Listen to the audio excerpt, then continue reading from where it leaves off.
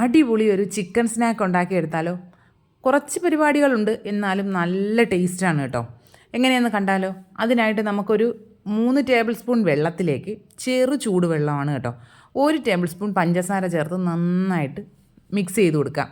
ചൂട് കൂടി പോകാനേ പാടില്ല, ചെറു ചൂടുവെള്ളം. നമ്മൾ ഈ വെയിലത്തൊക്കെ വെക്കുമ്പോൾ ഉണ്ടാകുന്ന ചൂടില്ലേ, അത്രയും ചൂടേ പാടുള്ളൂ കേട്ടോ. ഇനി അതിലേക്കൊരു 1.25 ടീസ്പൂൺ ഇൻസ്റ്റൻറ്റ് ഡ്രൈ ഈസ്റ്റാണ് ചേർത്ത് കൊടുക്കുന്നത്. അതും കൂടി ചേർത്തിട്ട് മിക്സ് ചെയ്യാനേ പാടില്ല, 10 മിനിറ്റ് മാറ്റി വയ്ക്കുക. ഇനി നമുക്ക് ഒരു ബൗളിലേക്ക് 2.5 കപ്പ് മൈദയാണ് ചേർത്ത് കൊടുക്കുന്നത്.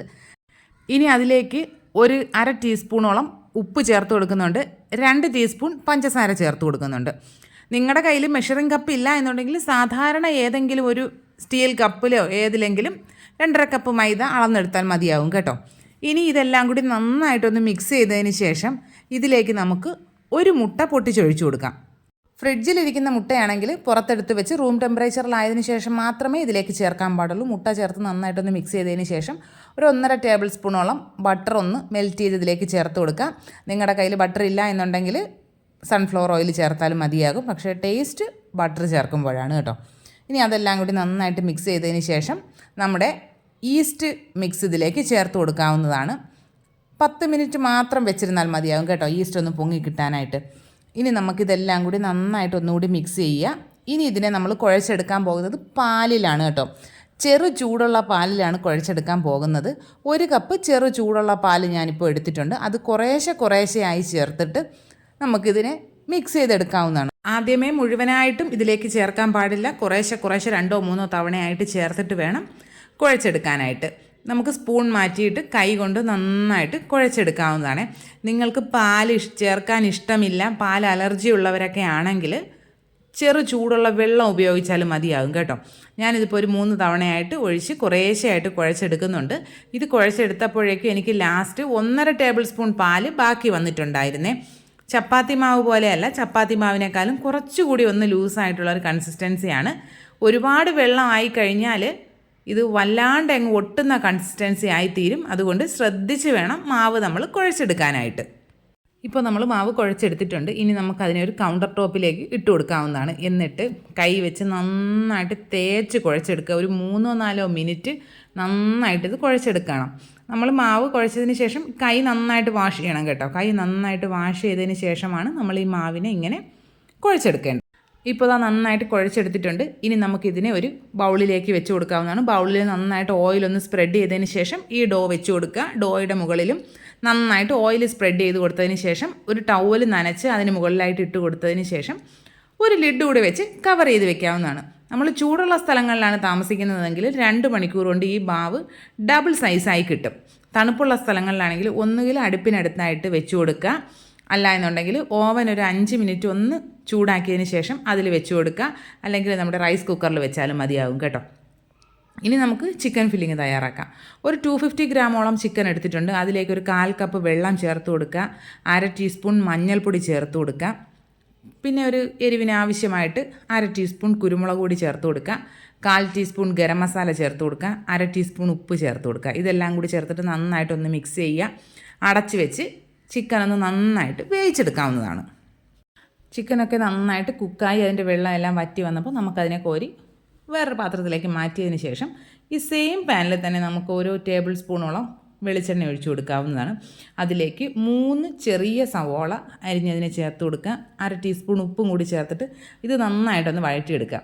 ഈ ചിക്കനിൽ ഉള്ള ആ വെള്ളം ഒന്ന് വാടി കിട്ടിയാൽ മാത്രം മതിയാകും. ഒരുപാട് നമ്മൾ ബ്രൗൺ കളറാക്കി എടുക്കുക അങ്ങനെ ഒന്നും വേണ്ട കേട്ടോ.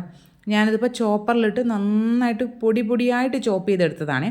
ഇനി ഇതിലേക്കൊരു 3 പച്ചമുളക് കൂടെ ചെറുതായിട്ട് അരിഞ്ഞ് ചേർത്ത് കൊടുക്കുക. നമ്മൾ ചേർക്കുന്നതെല്ലാം പൊടിയായിട്ട് അരിഞ്ഞ് ചേർക്കണം. ഇതെല്ലാം കൂടി നന്നായിട്ട് ഒന്ന് മിക്സ് ചെയ്തെടുക്കാവുന്നതാണ്. ഇനി നമുക്കിതിലേക്ക് ഇഞ്ചി വെളുത്തുള്ളി പേസ്റ്റാണ് ചേർക്കേണ്ടത്. ഞാനിപ്പോൾ 1 ടീസ്പൂൺ ഇഞ്ചി വെളുത്തുള്ളി പേസ്റ്റാണ് ചേർക്കുന്നത്. അതും കൂടി ചേർത്തിട്ട് അതിൻ്റെ പച്ചമണമെല്ലാം മാറുന്നത് വരെ നന്നായിട്ടൊന്ന് മിക്സ് ചെയ്യുക. അപ്പോഴേക്ക് ഈ ഉള്ളി കുറച്ചുകൂടി ഒന്ന് നന്നായിട്ട് വാടിക്കിട്ടും. ഇനി നമുക്കിതിലേക്ക് മസാലപ്പൊടികൾ ചേർത്ത് കൊടുക്കാവുന്നതാണ്. 1/2 ടീസ്പൂൺ മല്ലിപ്പൊടി ചേർക്കുന്നുണ്ട്, 1/2 ടീസ്പൂൺ കാശ്മീരി ചില്ലി പൗഡർ, ഒരു 1/4 ടീസ്പൂൺ ഗരം മസാല, 1/4 ടീസ്പൂൺ കുരുമുളക് പൊടി.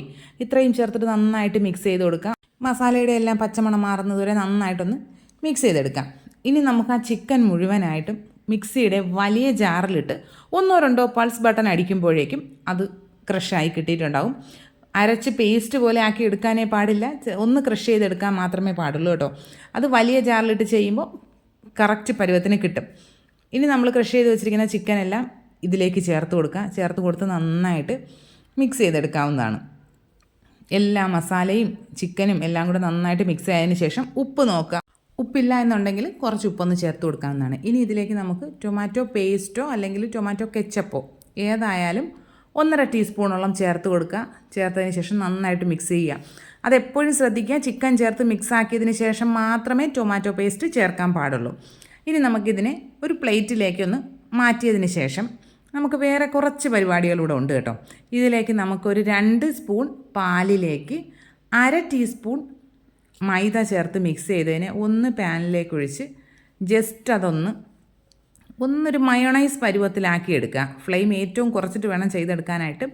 മയോണൈസ് പരുവത്തിലേക്ക് ആക്കിയിട്ട് നമ്മുടെ ചിക്കൻ ഫില്ലിങ് വീണ്ടും ഇതിലേക്ക് ചേർത്ത് കൊടുത്ത് നന്നായിട്ട് ഒന്നുകൂടി ഒന്ന് മിക്സ് ചെയ്തെടുക്കുമ്പോൾ ഇതെല്ലാം കൂടി ഒന്ന് യോജിച്ച ഒരു കൺസിസ്റ്റൻസി ആവും. നമ്മുടെ ഈ ഫില്ലിംഗ് എല്ലാം നല്ല സെറ്റായിട്ട് ഇരുന്നോളും കേട്ടോ. നമ്മുടെ ഈ സ്നാക്ക് കട്ട് ചെയ്തെടുക്കുമ്പോൾ ഒരു കുഴപ്പമില്ലാതെ പിരിഞ്ഞ് വീഴുകയോ ഒന്നും ചെയ്യില്ല കേട്ടോ. ഇനി നമ്മുടെ ഫില്ലിംഗ് റെഡി ആയിട്ടുണ്ട്. നമുക്ക് ഫില്ലിംഗ് മാറ്റി വെച്ചതിന് ശേഷം നമ്മുടെ ഡോ എടുക്കാവുന്നതാണ്. 2 മണിക്കൂറിന് ശേഷം ഡോ ഇപ്പോൾ ഡബിൾ സൈസ് ആയിട്ടുണ്ട് കേട്ടോ. ഇനി നമുക്കിതിനെ എങ്ങനെയാണ് സെറ്റ് ചെയ്യുന്നത് എന്നൊന്ന് കണ്ടാലോ. അതിനായിട്ട് നമുക്കൊരു സ്റ്റീലിൻ്റെ ഒരു പാത്രം ഇതുപോലെ എടുത്തിട്ട് അതിൻ്റെ പുറത്ത് നന്നായിട്ട് ഓയിലൊന്ന് ബ്രഷ് ചെയ്തെടുക്കാവുന്നതാണ്. ഇനി നമ്മൾ പാനിലാണ് ഇത് കുക്ക് ചെയ്യാൻ പോകുന്നത്. ആ പാനും നന്നായിട്ടൊന്ന് ബട്ടർ വെച്ച് ഗ്രീസ് ചെയ്തെടുക്കാവുന്നതാണ്. നമ്മുടെ ഈ പാനിൻ്റെ സൈസിൽ വേണം നമ്മളിതിനെ ഷേപ്പ് ചെയ്തെടുക്കാനായിട്ട്. ഇനി നമുക്ക് ഈ ഡോ എടുത്ത് 2 ഈക്വൽ പാർട്സായിട്ട് കട്ട് ചെയ്തെടുക്കാം. കട്ട് ചെയ്തെടുത്തതിൽ നിന്ന് ഒരു ഡോ എടുത്ത് നമുക്ക് നമ്മുടെ ചപ്പാത്തി റോളർ വെച്ചിട്ട് ജസ്റ്റ് ഒരുപാട് പ്രസ് ചെയ്യാതെ ഒന്ന് പരത്തിയെടുക്കുക. പൊടിയൊന്നും ഇടാതെ നന്നായിട്ട് പരത്തിയെടുക്കാൻ ശ്രമിക്കുക. ഇത് കുറച്ച് നല്ല സോഫ്റ്റ്നെസ്സും ആ ഒരു ഓയിലിൻ്റെ ഇതൊക്കെ ഉള്ളതുകൊണ്ട് നന്നായിട്ട് പരത്തിയെടുക്കാൻ പറ്റും. ഇനി പരത്തിയെടുത്ത ഇതിനെ നമ്മൾ നേരത്തെ ഓയിൽ തേച്ച് വെച്ചിരിക്കുന്ന ആ പാത്രത്തിന് മുകളിലേക്ക് വെച്ച് കൊടുക്കുക. വെച്ച് കൊടുത്തതിന് ശേഷം ചിക്കൻ്റെ ഫില്ലിങ് അതിന് മുകൾ ഭാഗത്തായിട്ട് മുഴുവനായിട്ടും വെച്ച് കൊടുക്കുക. സൈഡിൽ 1 ഇഞ്ച് സ്ഥലം വീതം വിട്ടതിന് ശേഷം ഇത് നന്നായിട്ട് ഫില്ലിങ് വെച്ച് കൊടുക്കുക. ഇനി അതിൻ്റെ മുകളിൽ ചീസ് ഇട്ട് കൊടുക്കുന്നുണ്ട്. ഞാനിപ്പോൾ നമ്മുടെ ഷീറ്റ് ചീസ് ഉണ്ടല്ലോ അതാണ് ഇട്ട് കൊടുക്കുന്നത്. നിങ്ങൾക്ക് മൊസറല്ല ചീസ് വേണമെങ്കിൽ അതും ചേർക്കാവുന്നതാണ്. ഇനി അതേ സൈസിൽ തന്നെ നമുക്ക് മറ്റേ ബാക്കിയിരിക്കുന്ന മാവിനെ കൂടെ പരത്തി ഇതിന് മുകളിലേക്ക് വെച്ച് കൊടുക്കാവുന്നതാണ്. അതേ അളവിൽ തന്നെ പരത്തിയെടുക്കാനായിട്ട് നമ്മൾ ശ്രദ്ധിക്കേണ്ടതാണ്. ഇനി അതും വെച്ച് കൊടുത്തതിന് ശേഷം സൈഡെല്ലാം നന്നായിട്ട് നമ്മൾ പിച്ചി ഒട്ടിച്ചു കൊടുക്കുക. നന്നായിട്ട് കൈകൊണ്ട് പ്രസ് ചെയ്ത് വേണം സൈഡ് മുഴുവനായിട്ടും ഒട്ടിച്ചെടുക്കാനായിട്ട്. ഇല്ലെങ്കിൽ ഇത് ബേക്കായി വരുമ്പോഴേക്കും ചിലപ്പോൾ പൊട്ടിപ്പോകാനുള്ള സാധ്യതയുണ്ട്. ഇത് നന്നായിട്ട് പ്രസ് ചെയ്ത് ഒട്ടിച്ചതിന് ശേഷം നമ്മുടെ കൈ വെള്ളത്തിൽ നന്നായിട്ട് പച്ചവെള്ളത്തിൽ നനച്ചെടുത്തിട്ട് സൈഡെല്ലാം നല്ലതുപോലെ ആ വെള്ളം തേച്ച് കൊടുക്കുക. അപ്പോൾ നന്നായിട്ട് ആ മാവങ്ങ് ഒട്ടി അവിടെ ഇരുന്നോളും. ഇനി ഒരു സ്പാച്ചുല കൂടെ കൊണ്ട് ആ സൈഡെല്ലാം ലെവലാക്കിയതിന് ശേഷം നമ്മൾ ഗ്രീസ് ചെയ്ത് വെച്ചിരിക്കുന്ന നമ്മുടെ പാനിലേക്ക് ഇട്ട് കൊടുക്കുക. പാനിലേക്ക് ഇട്ടതിന് ശേഷം സൈഡെല്ലാം ഒന്നുകൂടി ലെവൽ ചെയ്ത് കൊടുക്കുക. ഇനി നമുക്ക് നമ്മുടെ അടുപ്പിലേക്ക് വെച്ച് കൊടുക്കാം. ഡയറക്റ്റ് അടുപ്പിൽ വെക്കരുത്. 5 മിനിറ്റ് ഹൈ ഫ്ലെയിമിൽ വെച്ച് പ്രീ ഹീറ്റ് ചെയ്ത ഒരു തട്ടിൻ്റെ മുകളിലേക്ക് വേണം നമുക്കിത് വെച്ച് കൊടുക്കാനായിട്ട്. ഇത് വെച്ച് കൊടുത്തിട്ട് ഫ്ലെയിം ലോ ആക്കുക, അടച്ച് വെക്കുക. ഇങ്ങനെ ഹോളുണ്ടെങ്കിൽ അതും കവർ ചെയ്ത് വെക്കുക. എന്നിട്ട് 20 മിനിറ്റ് അങ്ങനെ ഇരുന്ന് കുക്കായിക്കോട്ടെ. 20 മിനിറ്റ് കഴിയുമ്പോൾ നമുക്കതിനെ തുറന്നിട്ട് അതിൻ്റെ മുകൾ ഭാഗത്ത് നന്നായിട്ട് ബട്ടർ ബ്രഷ് ചെയ്ത് കൊടുക്കാം. ബട്ടർ ബ്രഷ് ചെയ്തതിന് ശേഷം ഇതുപോലെ നമുക്ക് അതിനെ വേറൊരു തട്ടിലേക്ക് മറിച്ചതിന് ശേഷം വീണ്ടും കമഴ്ത്തി ഇട്ട് കൊടുക്കാവുന്നതാണ്. കമഴ്ത്തി ഇട്ടതിന് ശേഷം അടിഭാഗത്ത് നന്നായിട്ട് ഒന്നുകൂടി ബട്ടർ ബ്രഷ് ചെയ്ത് കൊടുക്കുക. ബട്ടർ ബ്രഷ് ചെയ്തതിന് ശേഷം ഇനി ഇത് അടച്ച് വെക്കാൻ പാടില്ല കേട്ടോ. ഇനി ഇതൊരു 17 മിനിറ്റ് ആകുമ്പോഴേക്കും കുക്കായി കിട്ടും. അടച്ച് വെക്കാതിരിക്കാൻ പ്രത്യേകം ശ്രദ്ധിക്കുക, മറന്നു പോകരുത്. ഇനി അടച്ച് വെക്കേണ്ട. 17 മിനിറ്റ് ആയി കഴിയുമ്പോഴേക്കും നന്നായിട്ട് കുക്കായി കിട്ടും. ഞാനൊരു 2 മിനിറ്റ് കൂടുതൽ വെച്ചിട്ടുണ്ടായിരുന്നു കേട്ടോ. അതുകൊണ്ട് ആ മുകൾ ഭാഗം കുറച്ചൊന്ന് ക്രിസ്പായി പോയിട്ടുണ്ട്. അപ്പോൾ നിങ്ങൾ ശ്രദ്ധിക്കുക, 17 മിനിറ്റ് തന്നെ കറക്റ്റായിട്ട് വെക്കാനായിട്ട് ശ്രദ്ധിക്കുക. നന്നായിട്ട് ചൂടാറിയതിന് ശേഷം മാത്രമേ കട്ട് ചെയ്യാൻ പാടുള്ളൂ.